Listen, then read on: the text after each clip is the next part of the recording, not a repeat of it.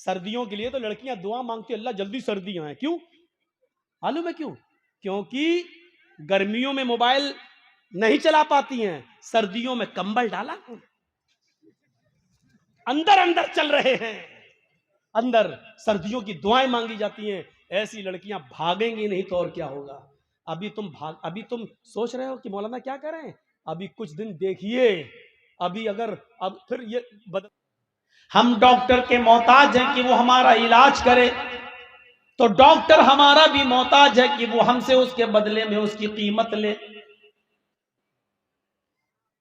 ہم دھوبی کے محتاج ہیں کہ وہ ہمارے کپڑے دھلے, تو دھوبی ہمارا بھی محتاج ہے کہ وہ ہم سے بدلے میں پیسے لے.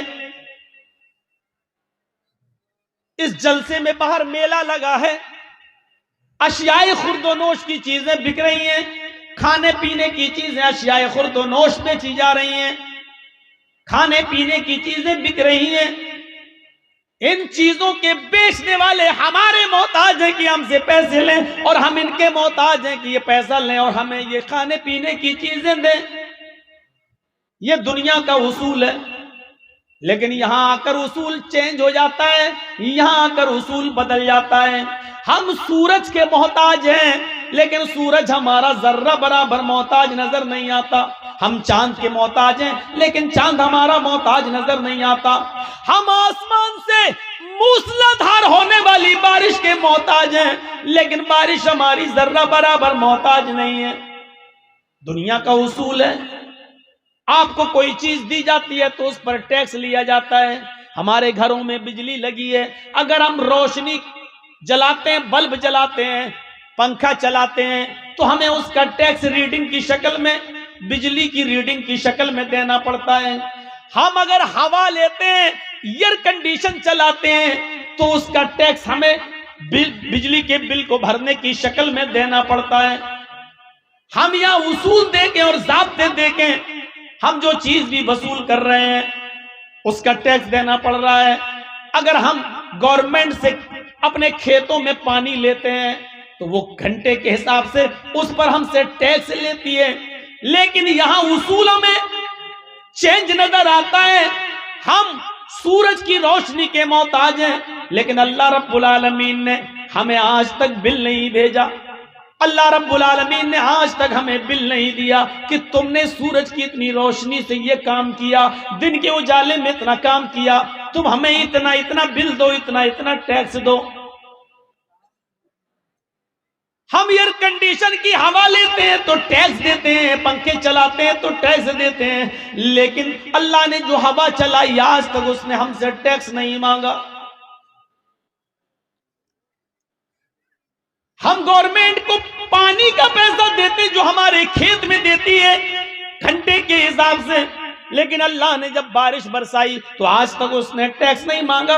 او میرے بندے مجھے اس پر ٹیکس دے, او میرے بندے اس پر مجھے ٹیکس دے, مجھے یہ دے, مجھے وہ دے.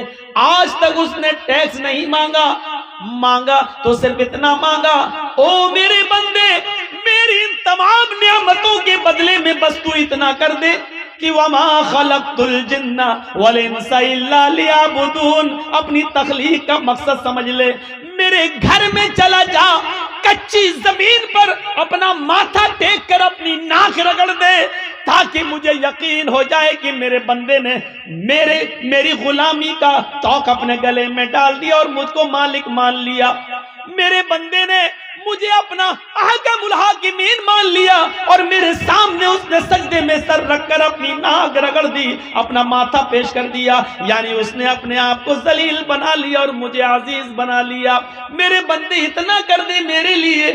کتنا نالائق ہے وہ بندہ, کتنا سرکش ہے وہ بندہ, کتنا بڑا بغاوت پر اترا ہوا ہے وہ بندہ, اور کتنا بڑا اللہ کا باغی ہے وہ بندہ جو اذان کی آواز سن کر بھی ہوٹلوں میں بیٹھ کر میچ دیکھتا ہے.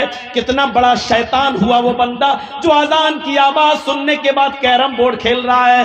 کتنا بڑا باغی اور سرکش ہے وہ بندہ جو حی علی الصلاۃ کی آواز سن کر اللہ سے جنگ کا اعلان کرتا ہے اور اپنی غلامی اور اپنے مالک کو مالک ماننے کے لیے تیار نہیں ہے۔ میرے پیارے ساتھیوں، اتنی بڑی بغاوت کے باوجود اس کے صبر کا باندھ ٹوٹتا نہیں ہے۔ وہ ہمارے اوپر چاہے تو پتھروں کے عذاب سے ہمیں ہلاک کرنے پر قادر ہے، وہ آگ کی بارش کرنے پر بھی ہم پر قادر ہے، لیکن اس کے باوجود بھی وہ صبر کا باندھ نہیں ٹوٹتا اور ہمارا خیال رکھے ہوئے ہیں۔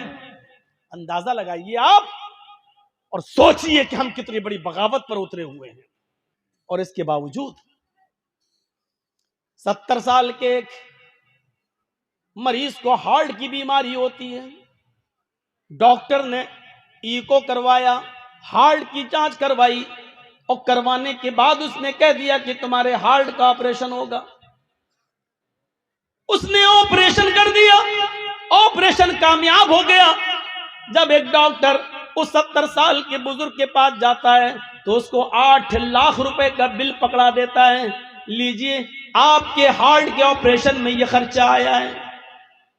اس 70 سال کے بزرگ نے جب اپنا بل دیکھا تو اس کی آنکھوں میں آنسو آ گئے۔ ڈاکٹر نے کہا بھائی کیوں رو رہے ہو، پریشان کیوں ہوتے ہو؟ اگر اس بل میں زیادتی ہے اور تم اتنا نہیں دے پاتے ہو تو 1 2 3 لاکھ روپے ہم کم کر دیتے ہیں۔ چلو ایسا کرو کہ ہم 2 لاکھ ڈسکاؤنٹ کر دیتے ہیں، تم 6 لاکھ دو۔ اس 70 سال کے بزرگ نے جواب دیا نہیں نہیں ڈاکٹر صاحب، بل 8 لاکھ کا ہے اس لیے میں نہیں رو رہا ہوں، ہم تو 10 لاکھ کا بل بھی ادا کر سکتے تھے، لیکن رونا مجھے صرف اس بات پہ آ رہا ہے کہ آپ نے آج تھوڑی دیر کے لیے میرے دل کو سنبھالا تو اس کا بل 8 لاکھ کی شکل میں مجھے دے دیا۔ میرے رب نے 70 سال تک وہ میرے دل کو کنٹرول کیا رہا، میرے دل کو سنبھالے رہا، وہ میرے دل کی حرکت کو برقرار رکھے رہا، نہ زیادہ ہونے دیا نہ کم ہونے دیا۔ لیکن میرے رب نے 70 سال تک میرے دل کی حفاظت کی، لیکن آج تک اس نے مجھے کوئی بل نہیں دیا، آج تک اس پروردگار نے مجھے کوئی ٹیکس کے لیے پے ادا کرنے کے لیے کچھ نہیں دیا۔ میرے بھائیوں، اس مقام پر لا کر اپنے آپ کو سوچئے کہ دل سنبھالنے والا وہ ہے، باڈی سنبھالنے والا وہ ہے، جسم کے درمیان توازن رکھنے والا وہ ہے، آج تک وہ تمہیں ٹیکس نہیں دیتا۔ ہم اس کے بدلے میں اتنا بھی نہیں کر سکتے کہ اپنا سر زمین پر رکھ کر، اپنی ناک زمین پر رکھ کر اس بات کا اقرار کر لیں اللہ میں تیرے سامنے اپنی ناک رگڑ رہا ہوں کیونکہ عزیز تو ہے، ہم ذلیل ہیں، اے اللہ ہم نے زمین پر اپنا سر رکھ دیا، ہم تیرے غلام ہیں اور تو میرا مالک ہے۔ کیا ہم اس بات کا بھی اقرار نہیں کر سکتے اپنے رب کے سامنے؟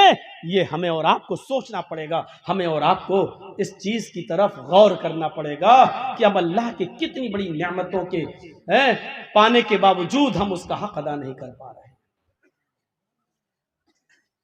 ہماری اور آپ کی حالت کیا ہے؟